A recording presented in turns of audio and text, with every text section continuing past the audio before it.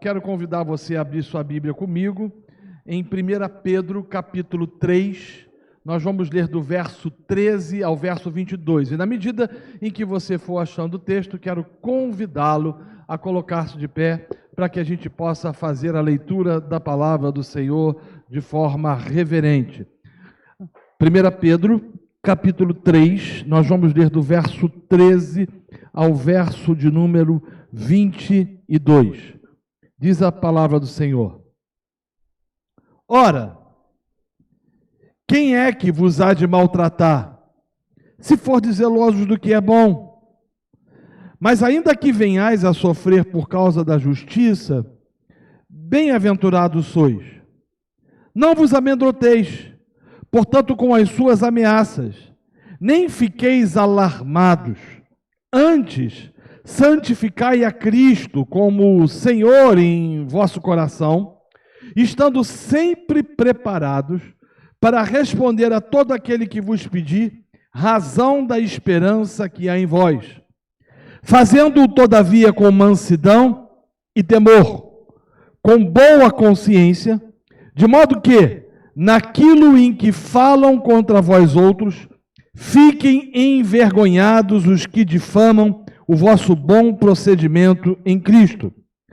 Porque se for da vontade de Deus, é melhor que sofrais por praticardes o que é bom, do que praticando o mal. Pois também Cristo morreu uma única vez pelos pecados, o justo pelos injustos, para conduzir-vos a Deus, morto sim na carne, mas vivificado no Espírito, no qual também foi e pregou aos espíritos em prisão, os quais noutro tempo foram desobedientes quanto à longanimidade de Deus, aguardava nos dias de Noé, enquanto se preparava a arca, na qual poucos, a saber, 8 pessoas, foram salvos, através da água, a qual, figurando o batismo, agora também vos salva, não sendo a remoção da imundícia da carne, mas a indagação de uma boa consciência para com Deus, por meio da ressurreição de Jesus Cristo, o qual, depois de ir para o céu, está à destra de Deus, ficando-lhe subordinados anjos, potestades e poderes. Curve sua cabeça, feche seus olhos e vamos orar. Bondoso Deus, nós pedimos que o Senhor continue a nos abençoar.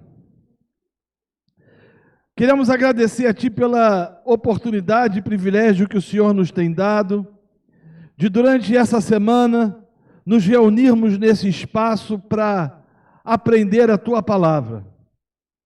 Obrigado pelo privilégio de termos a Tua palavra.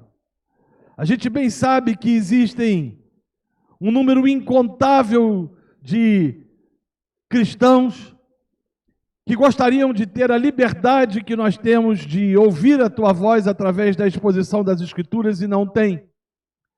Somos gratos a Ti porque temos a possibilidade de estudar as Escrituras. Nós queremos pedir que o Senhor estenda as Suas mãos sobre as nossas vidas num tema tão difícil como será ministrado no dia de hoje.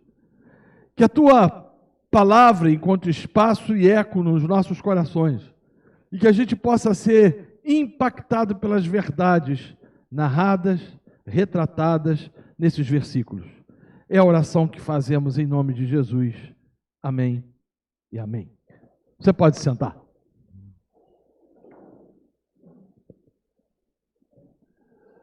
Meus irmãos,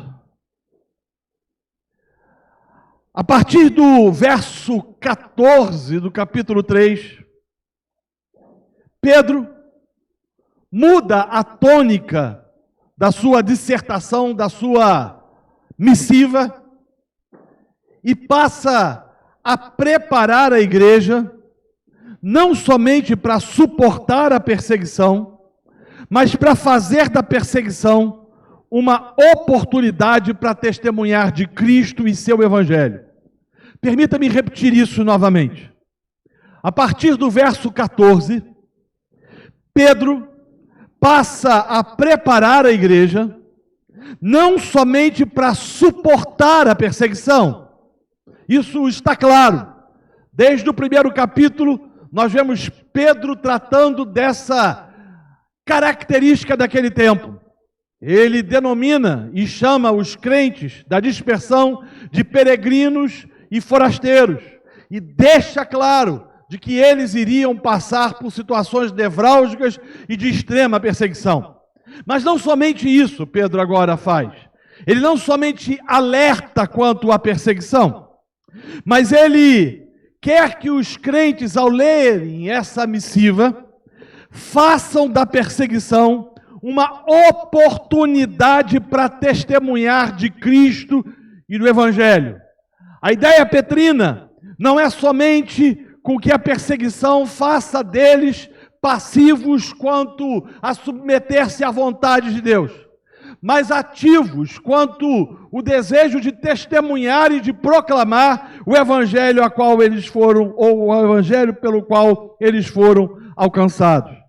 E nessa perspectiva, Pedro vai fornecer inicialmente aos seus leitores 4 afirmações quanto ao sofrimento. Se não, vejamos.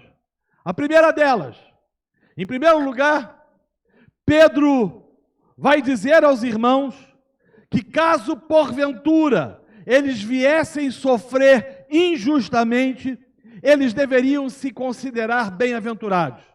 Antes, Pedro deixa claro que nenhum deles deveria sofrer de forma justa, como miliantes, ou como bandidos, ou indivíduos absortos em todo tipo de malignidade. Não, Pedro está dizendo que o sofrimento, caso viesse de forma injusta, eles deveriam considerar-se como pessoas bem-aventuradas. E ele segue ipsiliteris o ensinamento do Senhor Jesus, que no Monte das Bem-aventuranças deixou claro aos discípulos sobre o privilégio de ser perseguido. E eu gostaria que você lembrasse que Pedro está dirigindo essa carta a crentes fiéis, crentes que amavam a Deus e que o serviam com fidelidade. Todavia, Pedro sabia que o fato de seguir a Cristo poderia proporcionar aos eleitos a experiência de tremenda perseguição ou as mais variadas injustiças. Na verdade, Pedro sabia que os cristãos estavam começando numa escalada significativa ser perseguido pelos romanos. E isso se devia efetivamente porque a sociedade enxergava os crentes, por exemplo, como ateus.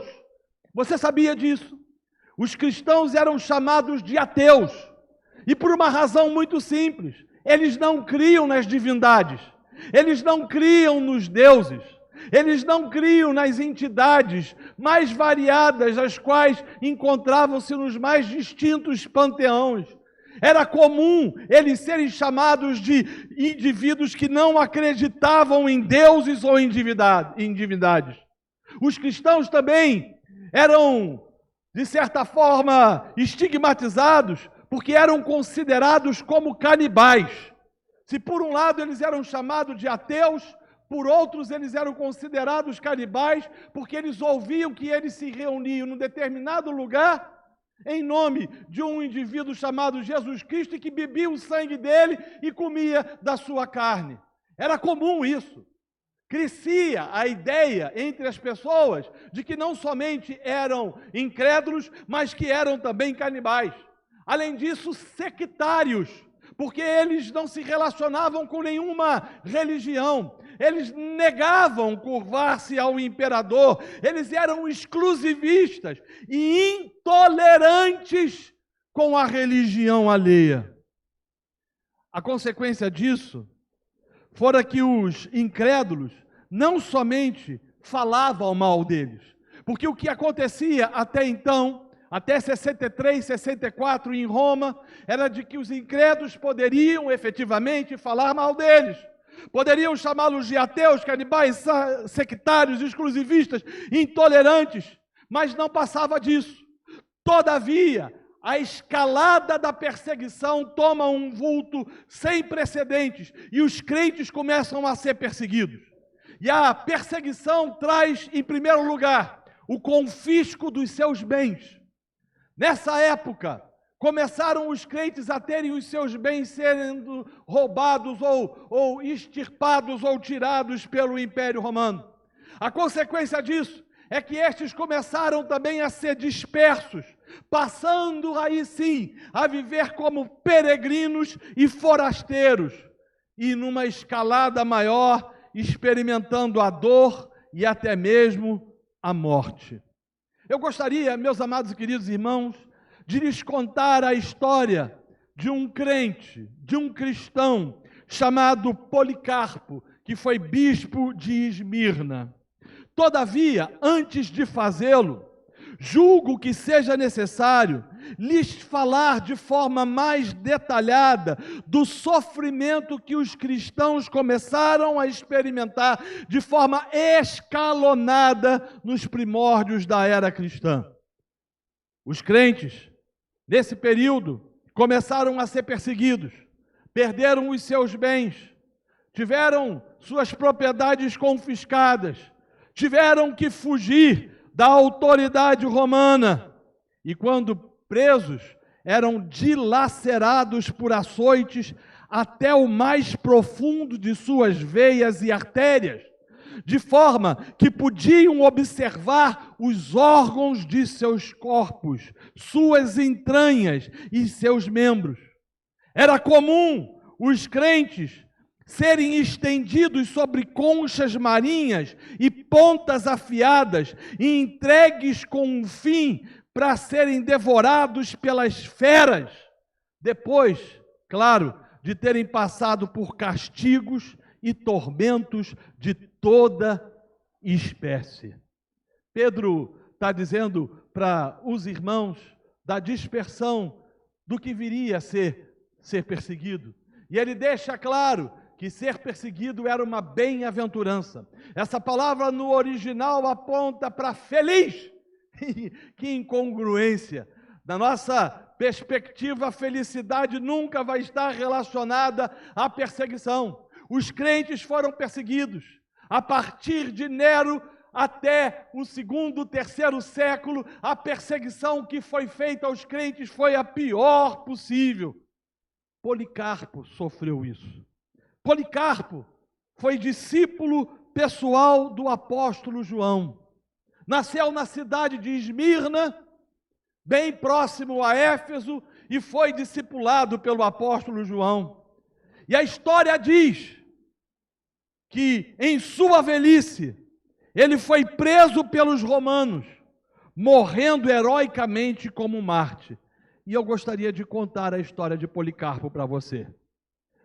A história de Policarpo nos traz, meus amados e queridos irmãos, um momento, ou nos relata um momento de martírio entre os crentes. Num tempo de perseguição, quando um cristão foi assassinado numa arena, a multidão que ali estava enfurecida começou a gritar: morram os ateus! E você já sabe, os crentes eram chamados de ateus. Morram os ateus! E começaram a gritar: busque Policarpo! Tragam Policarpo! Conta a história que quando Policarpo ouviu o que tinha acontecido, não se perturbou e seguiu firme e imutável em seus costumes em sua cidade. Todavia, persuadido pelas súplicas dos que o rodeavam e pelos que o exortavam a afastar-se secretamente, retirou-se para uma propriedade não muito distante dali, em Esmirna. E ali ele passava o seu tempo em companhia de poucos, não fazendo outra coisa noite e dia, a não ser perseverar na oração do Senhor. Policarpo tinha o hábito de suplicar a Deus pela paz. Ele rogava a Deus para que as igrejas de todo o mundo, o que, aliás, era um costume seu. Certa feita, ele teve uma visão. Enquanto orava, Durante a noite, ele viu que o travesseiro da sua cabeceira se consumia completamente abraçado pelo fogo. Despertado pelo fato, Policarpo entendeu, compreendeu que ele iria morrer por Cristo no meio do fogo. E é nesse contexto em que a notícia chega de que lá na arena as pessoas gritavam: morte aos ateus e morte a Policarpo. A história diz e relata que um grupo de pessoas ou de soldados foram ao encontro aonde Policarpo estava. E chegaram numa hora tardia e encontraram esse homem de 86 anos de idade, deitado num cômodo, num piso superior, de onde era possível, se quisesse ele, passar para outra casa e fugir. Mas Policarpo resolveu não fugir. Ele disse o seguinte: cumpra-se a vontade de Deus, cumpra-se a vontade do Senhor. E quando ele soube que os soldados estavam ali, ele desceu do lugar onde estava e pôs-se a conversar com eles. E os relatos são de que o seu rosto era radiante e cheio de suavidade. Policarpo, surpreendendo a todos, mandou que pusesse à mesa. Sirvam a melhor comida para esses soldados. Participem deste abundante jantar. A única coisa que eu peço é 1 hora para que eu possa orar tranquilo. E aqueles homens, olhando aquele senhor de 86 anos de idade, cujo rosto transbordava da beleza de Cristo, permitiu que ele fizesse isso. Quando terminou sua oração, e Policarpo na oração tinha feito memória de todos os que haviam tratado em sua vida, orado pelos pequenos, pelos grandes, pelos ilustres e pelos plebeus, desceu e foi ao encontro daqueles homens. E quando eles entraram no carro, um indivíduo de nome Herodes, não confunda com o Herodes bíblico, dizia o seguinte: o que há de mal, Policarpo, em dizer César é o Senhor? És um homem velho. Diga, sacrifique, você vai salvar a sua vida. Mas Policarpo não respondia nada. Num determinado momento ele disse: não tenho a intenção de fazer o que me aconselhais. E aí, como eles viram que Policarpo não estava atendendo, o jogaram fora do carro e ele machuca a perna de forma significativa. E levanta de onde estava e começa a caminhar em direção à arena, onde as pessoas gritavam: morte aos ateus! Morte aos ateus! Tragam Policarpo! E quando Policarpo entrou no estádio, sobreveio uma voz do céu, que somente os crentes ouviram, ninguém mais. Os relatos históricos dizem que somente os crentes ouviram, que dizia o seguinte: sê forte, Policarpo, e porta-te como homem. Ninguém viu quem falou, mas muitos dos que estavam lá ouviram aquilo que tinha sido dito a Policarpo. Quando o conduziram, armou-se um grande tumulto por parte dos que perceberam que haviam prendido Policarpo. Logo, o procônsul, o responsável pela cidade, se aproximou dele e disse: nega Jesus! Olha para a tua idade, você já é velho. Jura pelo gênio de César. Diga, morram os ateus.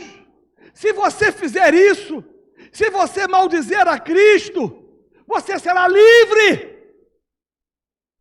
E Policarpo respondeu uma frase que ficou marcada na história: 86 anos venho servindo e nenhum mal me fez. Como posso blasfemar contra meu rei que me salvou? E o procônsul insistia e dizia: jura pela sorte de César. E Policarpo respondeu: se abrigas a vã pretensão de que eu jure por César, como dizes, fingindo que ignoras quem eu sou, com fraqueza escuta, sou cristão. E o procônsul dizia: diga que você não é ateu. E Policarpo levanta a mão e se dirige a todos eles dizendo: vocês são ateus. Ele está dizendo: vocês não creem naquilo que eu creio. O procônsul, tentando convencer Policarpo, diz: eu tenho feras.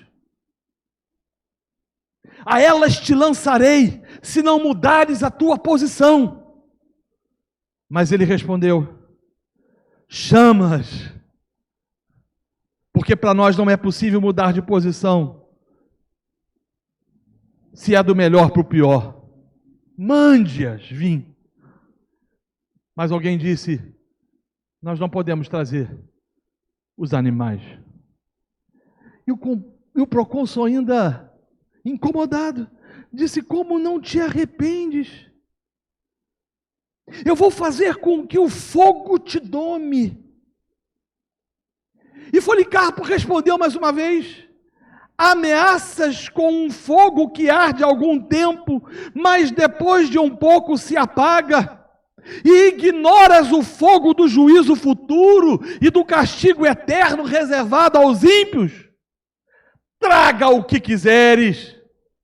Enquanto dizia isso, e muitas outras coisas mais, enchia o seu coração de alegria e de valor, e o seu rosto transbordava de graça, ao ponto de que não somente caiu em confusão pelas coisas que lhe diziam, mas pelo contrário, o procônsul, no caso, ficou fora de si, chamou o arauto e diz: olha, ele confessou que é cristão, mata-o!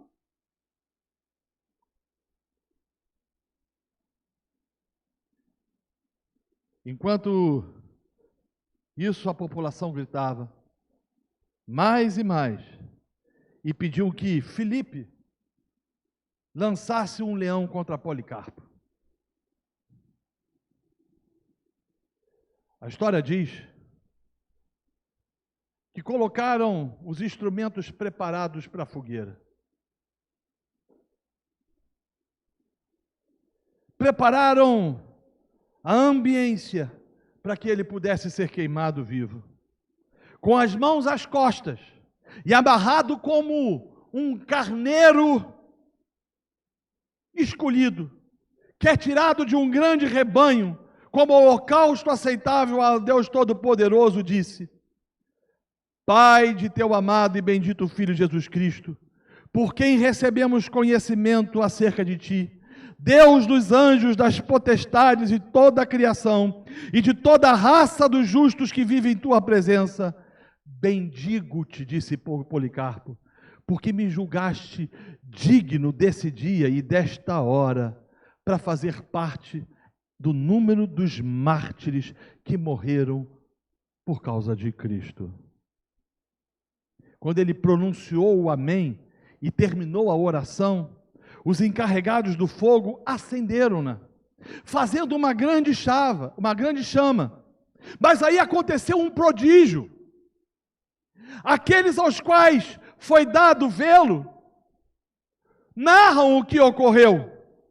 O fogo, formando uma espécie de abóboda, como a vela de um navio enchida pelo vento, protegeu o corpo do Marte como uma muralha em torno, e ele estava no meio, não como carne queimada, mas como ouro e prata, candentes no forno. E aí as pessoas começaram a relatar que sentiam uma fragrância tal, exalada por aquele local, que parecia um pão vindo da padaria. E os ímpios, ao verem que o corpo não podia ser consumido pelo fogo, ordenaram ao carrasco: que se aproximasse e cravasse nele a espada. Quando isso é feito, um caudal de sangue tão grande sai de Policarpo, que apagou o fogo e deixou assombrada a multidão que via grande diferença entre os infiéis e os eleitos. Que história!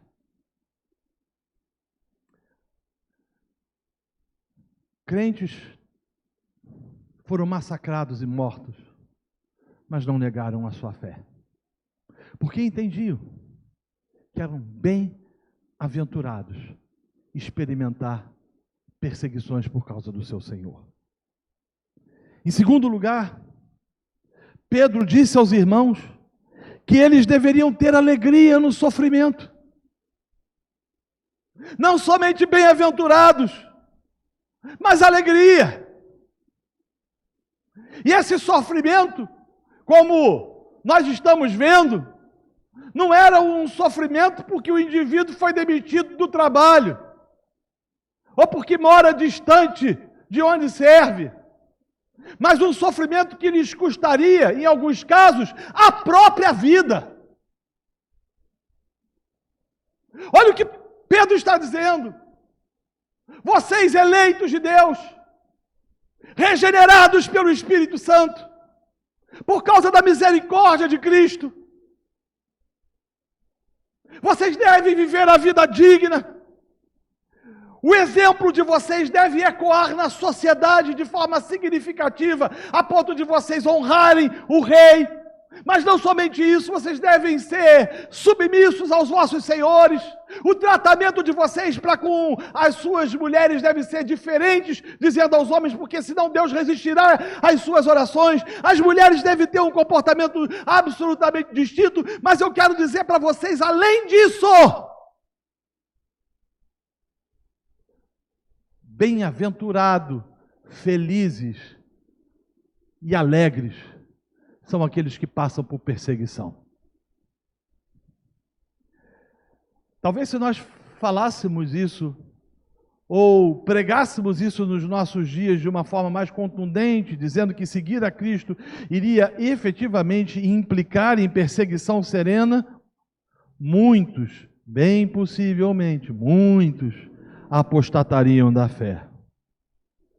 Em terceiro lugar, Pedro está dizendo que o sofrimento não deve nos levar à revolta ou à murmuração, mas sim ao testemunho, dando àqueles que nos pedem a razão da nossa fé.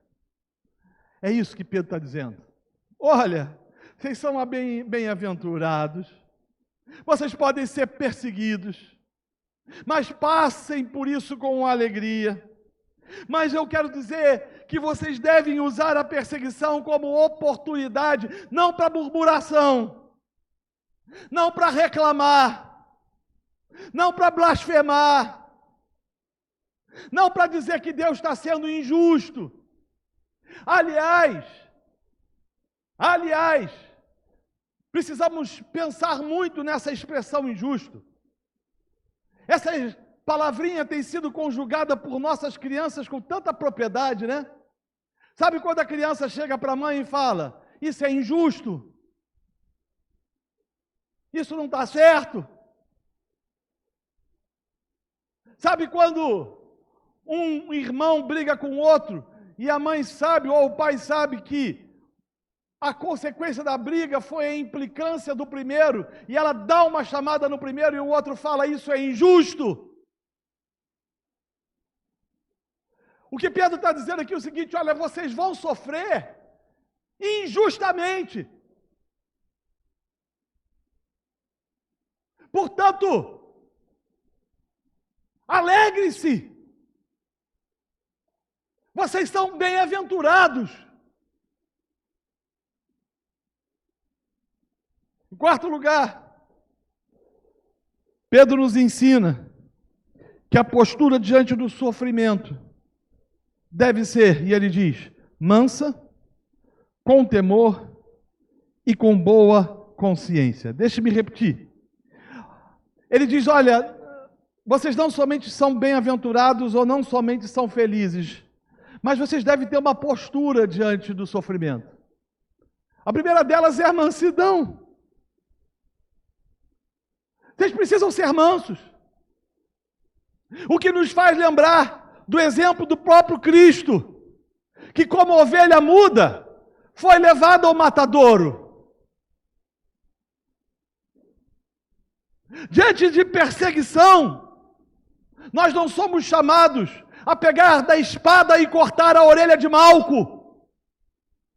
Diante da perseguição, nós não somos chamados a pagar mal por mal. Não. Mas a sermos mansos. E depois Pedro vai usar uma segunda expressão. Ele diz: vocês precisam passar pela perseguição com temor.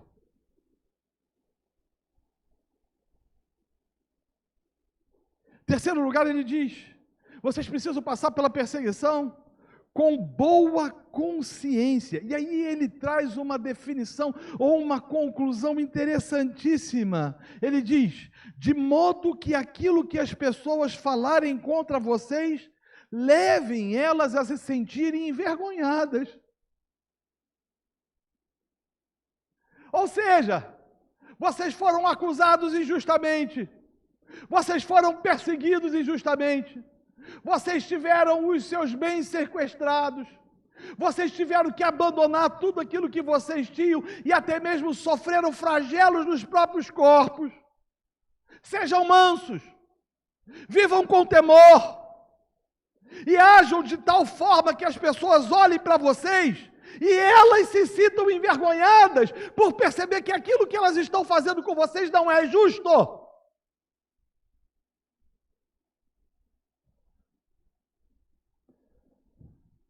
Eu concordo com meu amigo Wilson Porte, quando ele trata da história de Policarpo, ele fala uma coisa com muita propriedade. Ele acredita, e eu acredito também, que Deus não permite com que passemos por perseguições sem antes com que nos capacite a enfrentá-las. Uma perseguição dessa, por exemplo, que Policarpo sofreu e que morreu aos 86 anos de idade, só seria possível mediante a capacitação do Espírito Santo de Deus. E é esse Espírito que age nas nossas vidas, que faz que diante a oposição, diante a perseguição, diante as lutas provenientes de alguém que quer ver as nossas mortes, que nos comportemos com mansidão, com temor e com boa consciência. Agora, meus irmãos, a partir do verso 18, Pedro faz a transição do sofrimento do cristão para o sofrimento vicário de Cristo. Até porque o sofrimento vivido por Cristo é singular. Diferentemente dos cristãos, Cristo sofreu e morreu vicariamente. E com respeito à morte vicária de Cristo, eu preciso destacar 3 pontos. Se não, vejamos. Primeiro, sua eficácia. Pedro vai dizer aqui que Cristo morreu uma única vez pelos nossos pecados. Se por um lado ele mostra a possibilidade dos crentes sofrerem, por outros ele aponta para Cristo como modelo de sofrimento. E ele vai dizer que o sofrimento de Cristo foi substitutivo. Eu e você é que merecíamos a morte. Eu e você é que merecíamos a cruz. Eu e você é que merecíamos a condenação. Nossa natureza, a natureza má. Por justa justiça, merecíamos o inferno. Por justa justiça, merecíamos a condenação eterna. Mas Cristo se fez gente, Deus se fez gente, tabernaculou entre nós. Como diz João, o Filho de Deus andou entre os homens e morreu na cruz do Calvário por causa dos nossos pecados. Por isso que a missa é uma afronta. Porque a ideia da missa traz o conceito de que Cristo está sendo morto novamente no processo da Eucaristia. Cristo morreu uma só vez e foi suficiente para perdoar os nossos pecados passados, os pecados que cometemos e ainda aqueles que iremos cometer. Cristo foi suficiente e Ele morreu uma vez pelos nossos pecados. Segundo lugar, Cristo morreu pelos injustos. O justo morreu no lugar dos injustos. Não havia nele pecado, não havia nele dolo, não havia nele iniquidade. Nunca cometeu um pecado. Foi tentado por Satanás e não caiu em suas ardilosas tentações. Foi levado à cruz como um cordeiro inocente, como ovelha muda. Quem tinha que morrer eram os crentes daquela região onde Pedro estava escrevendo. Eu e você, todos nós, é que deveríamos morrer. Mas ele não somente morreu uma vez pelos nossos pecados, mas o justo morreu pelos injustos. E por fim, ele faz isso com um propósito. Que propósito é esse? Levar-nos a Deus, levar-nos ao Pai. Os irmãos da dispersão, eles entendiam muito isso. Compreendiam que eram peregrinos, compreendiam que podiam sofrer as consequências da perseguição e que poderiam até mesmo experimentar a morte, mas quando fechassem os seus olhos, abririam estes olhos diante do Deus Todo-Poderoso. Agora, meus irmãos, após tratar da morte substitutiva de Cristo, Pedro passa a falar da sua vitória. Todavia, antes de tratar especificamente deste texto, permita-me falar um pouco sobre a complexidade desta passagem. Esses versos que tratam especificamente desse tema podem ser considerados um dos versos mais difíceis de interpretação. Lutero, por exemplo, costumava dizer que esta passagem era uma passagem maravilhosa, mas obscura. De forma que Lutero dizia, veja bem, Lutero dizia não saber ao certo aquilo que Pedro queria dizer. Esse texto, especificamente, trata de um dos temas mais nevrálgicos e mais difíceis, com interpretações das mais variadas, e que tem disputado entre os teólogos interpretações distintas, complicadas, que Lutero dizia o seguinte: eu não sei o que Pedro quis dizer. Olha o que diz o verso 18. A respeito de Jesus, ele diz: morto sim, na carne, mas vivificado no Espírito. Ainda que Cristo fosse condenado à morte no corpo, ele foi vivificado no Espírito. E Pedro passa a falar, portanto, sobre a pregação de Cristo aos espíritos em prisão. Você já deve ter lido ou ter lido esse texto várias vezes. Que história é essa de que Jesus, alguns falam, depois que morreu, foi ao inferno pregar os espíritos em prisão? O que é isso? Qual é a interpretação correta desse texto? O que de fato significa essa pregação de Cristo? O que ele pregou aos espíritos em prisão? Há pouco consenso entre os estudiosos quanto ao significado da expressão espíritos em prisão. Há visões totalmente díspares e diferentes. Ao longo da história, por exemplo, surgiram várias interpretações dessa passagem. Mas eu gostaria de me atentar somente a algumas delas, e eu peço que você preste atenção. Por exemplo, a interpretação de Clemente de Alexandria, em 200 anos depois de Cristo. Para Clemente de Alexandria, Cristo foi ao inferno em seu espírito para proclamar a mensagem de salvação para as almas dos pecadores que estavam lá desde o tempo do dilúvio. Essa é uma interpretação.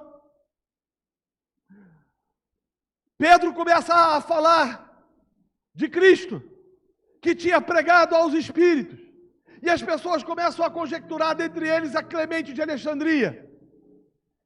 Que pecadores, ou que espíritos, melhor dizendo, é esse? Até porque no grego, a palavra espírito é a mesma. É pneuma, tanto para espírito humano quanto para espírito de Deus. E no grego, você não encontra letra maiúscula para definir se é um nome próprio ou não.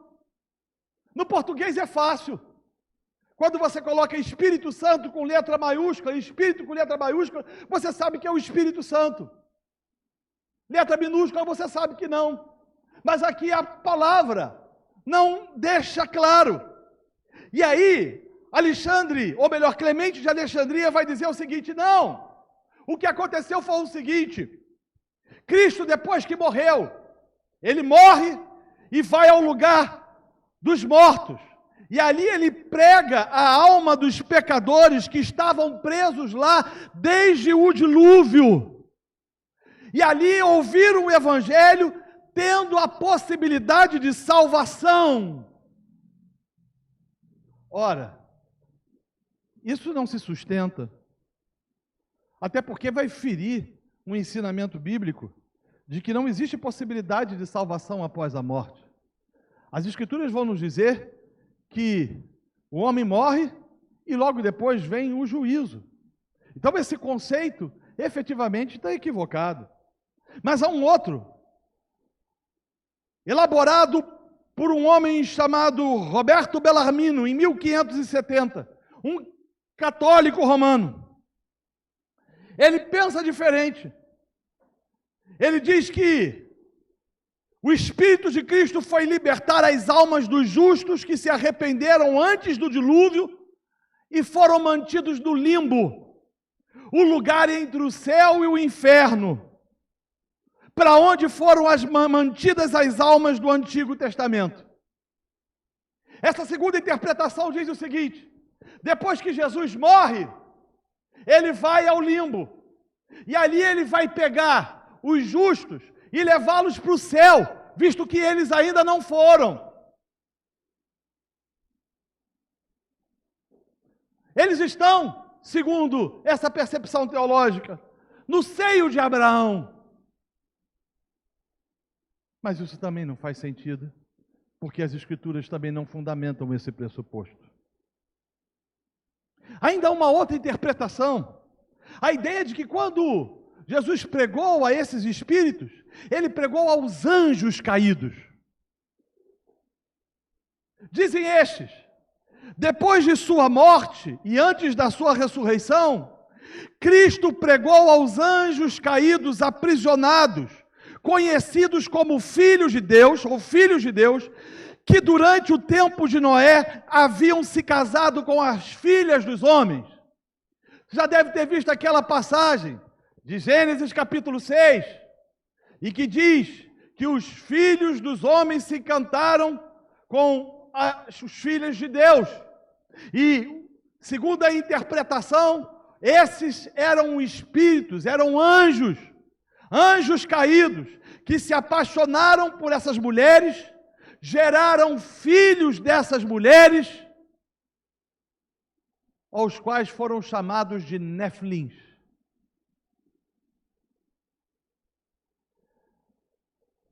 Mas não dá também para poder concordar com isso, apesar que tem muita gente séria que pensa assim. E simples. Anjos são espíritos e não possuem corpos. nessa perspectiva, não tem como se relacionar sexualmente com mulheres e, portanto, gerar filhos.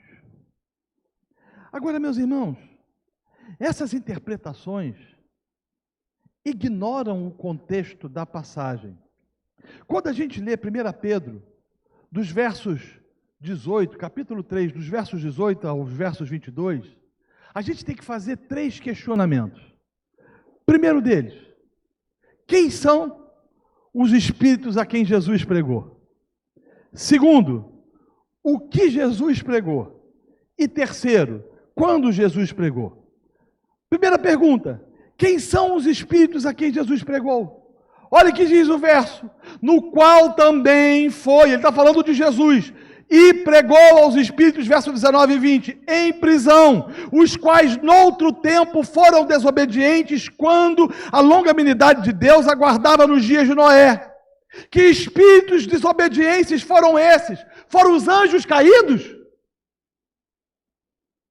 É isso? Não. Provavelmente Pedro estava se referindo àqueles que foram desobedientes à pregação de Noé, enquanto construía a arca. Durante 120 anos, Noé aproximadamente gastou construindo a arca. E durante todo esse tempo, ele confrontava aqueles homens contra os seus delitos e seus pecados. Gênesis capítulo 6 vai falar que a violência tinha se multiplicado e que o nível de pecado tinha chegado a tal nível, ou tal situação, que o Senhor disse, olha, eu me arrependo de ter feito o homem. E ele resolve trazer juízo sobre os homens. O que o texto está nos levando a entender é que Pedro estava se referindo àqueles que foram desobedientes à pregação de Noé enquanto construía a arca, e que não deram ouvidos à sua voz. E isso está falando efetivamente de homens e não de anjos. Então desconstrua a ideia dos nefilins. O que Pedro não está, nessa perspectiva, entendo que Pedro não está afirmando que essas pessoas que rejeitaram a mensagem de Noé foram para o Hades, lugar dos mortos, e que depois que Cristo morreu, ele foi lá e pregou para eles. Não é isso. Está dando nó, né? Está dando nó, né? Eu sabia. O pessoal se está olhando assim, 1, 2, 3, batatinha frita. Não está pegando nada, né?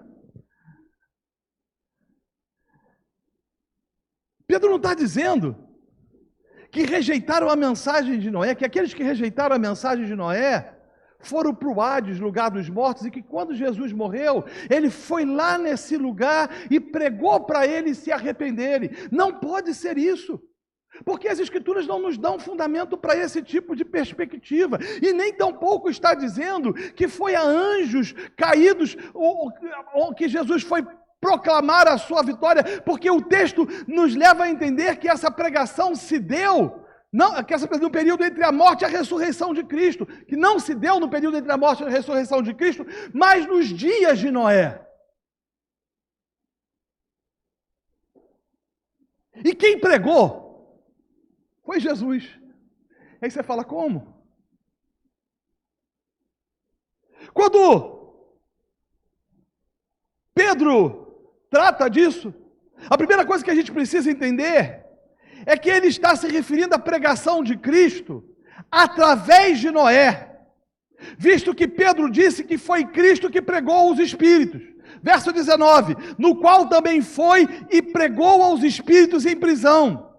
E quando Pedro trata disso, ele usa uma expressão no qual também, que não se refere efetivamente ao lugar onde Cristo foi depois da morte, mas onde ele estava, ou seja, Cristo espiritualmente estava presente no tempo de Noé, e através de Noé, aqueles homens foram condenados. Vale a pena ressaltar que Pedro, em sua segunda epístola, declarou que Noé foi um pregador da justiça, capítulo 2, verso 5. No entanto, no capítulo 1, Pedro também declara que o Espírito de Cristo estava presente nos profetas do Antigo Testamento, O que nos leva a entender que durante os 120 anos da construção da arca, Noé pregou no Espírito de Cristo àquela geração a palavra de Deus. Terceira pergunta: quando Jesus pregou? Que prisão é essa que o apóstolo Pedro se refere? É o inferno? É o Hades? É importante pontuar algo. Antes de qualquer coisa, a gente precisa entender que Jesus não foi para o inferno, ou não foi ao lugar dos mortos depois da sua morte. E quem diz isso é a Bíblia. A Bíblia diz que ao morrer na cruz, Jesus foi encontrar com o Pai. Pai, nas tuas mãos eu entrego o meu espírito. O que significa dizer que logo quando morre, o Senhor foi diretamente para o céu. Além disso, quando questionado pelo ladrão à sua direita que dizia: lembra-te de mim quando entrares no teu reino, Jesus respondeu: hoje mesmo estarás comigo no paraíso. A palavra paraíso é sinônimo de céu. E diante dessas premissas, a gente pode concordar, por exemplo, com Santo Agostinho e com João Calvino e teólogos contemporâneos como Heber Carlos Campos, que afirma que a passagem de 1 Pedro, capítulo 3, no verso 18 e verso 20, não fala de uma viagem de final de semana de Jesus Cristo ao inferno para poder pregar aos espíritos que estavam em prisão. Esses espíritos, ou essas pessoas, já tinham ouvido essa pregação através de Cristo. Quando? Através de Noé. Refere-se a uma pregação feita por Noé, pelo Espírito de Cristo, por Cristo, aos ímpios do período pré-diluviano. Eu queria concluir trazendo algumas afirmações. E depois abrir para um espaço de perguntas e respostas, que eu não sei se vou conseguir responder. Como disse, esse é um dos textos mais difíceis de interpretação e de compreensão das Escrituras. Primeiro, a ideia da descida literal de Jesus ao Hades após a sua morte e antes da sua a ressurreição deve ser rejeitada. Todo mundo tem essa impressão. Jesus morreu, e eu vou tratar disso um pouquinho mais na frente. Ele foi lá no Hades, no inferno. Estava o cão, o capeta, o cramilhão, uma coisa ruim, e ele tirou a chave da morte da mão do diabo e levou para o Pai. Esse é o ensinamento que muitos fazem. Mas não é isso que o texto diz. Quando Jesus morre, ele não vai para Hades, mas ele vai para o seu Pai. Segundo, a gente deve rejeitar a ideia da pregação ou de uma segunda oportunidade da salvação feita por Jesus após a morte àqueles que estavam no Hades, que é como os católicos vão defender, no limbo. Jesus foi lá, aqueles que morreram antes do dilúvio não conheciam, não ouviam falar de Jesus, da sua misericórdia, do seu amor, tiveram uma segunda oportunidade e foram salvos. Não, tem que ser rejeitado. Terceiro, a gente deve rejeitar a ideia de que Jesus desceu ao Hades para proclamar sua vitória aos anjos caídos, sendo esse o primeiro estágio da sua exaltação. Porque tem outros que vão dizer o seguinte: não, o Hades é o lugar onde estavam os demônios, esses espíritos que tiveram relacionamento com as mulheres e que geraram os nefilins. Eles estavam presos lá e ficaram presos lá. Então Jesus, quando morreu, ele vai lá para dizer para eles o seguinte: eu venci. Não. Quarto, a ideia de que os crentes, a gente tem que rejeitar a ideia de que os crentes do Antigo Testamento estavam cativos no Hades e que Jesus desceu lá para libertá-los e levá-los ao céu. A interpretação que se faz dessa afirmação está naquela história contada por Jesus de Lázaro, que estava num lado e o homem rico do outro, separado por um abismo, e isso aponta efetivamente para o lugar dos mortos, sem que antes tenha ido para o céu, é o que dizem, mas não. Quinto lugar, a gente precisa rejeitar a ideia de que o diabo possuía as chaves da morte, da sepultura e do Hades, e que Jesus desceu para tomar a chave dele. Em nenhum momento as Escrituras nos mostram um verso sequer que defenda a ideia de que o diabo possua o domínio sobre as chaves, ou sobre isso. Isaías, por exemplo, vai dizer que a chave do senhorio do universo pertence a Cristo. E vai afirmar, de forma absolutamente clara, as Escrituras vão nos mostrar isso. Não tem um verso que nos diga que Jesus foi ao inferno tomar do diabo alguma chave dos portões infernais. Resumindo e concluindo, o que Pedro está querendo dizer é o seguinte: esse Cristo que morreu, esse Cristo que foi humilhado, ele foi exaltado. E não somente isso, ele está deixando extremamente claro de que esse Cristo pregou aos espíritos em prisão, não quando foi ao Hades, mas o fez através de Noé, levando aqueles homens a palavra de arrependimento, ao quais eles não ouviram porque eram desobedientes, experimentando, portanto, juízo e justiça da parte de Deus. Vamos ficar de pé para a gente orar.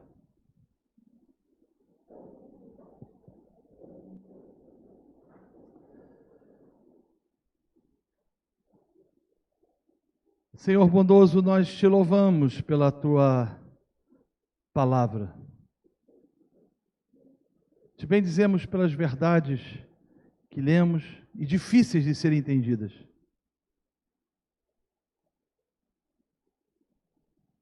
Leva-nos a discernir e compreender tudo aquilo que o Senhor tem a nos ensinar através dos textos escritos por Pedro. Nós louvamos a Ti pela Tua palavra e fazemos isso em nome de Jesus. Amém.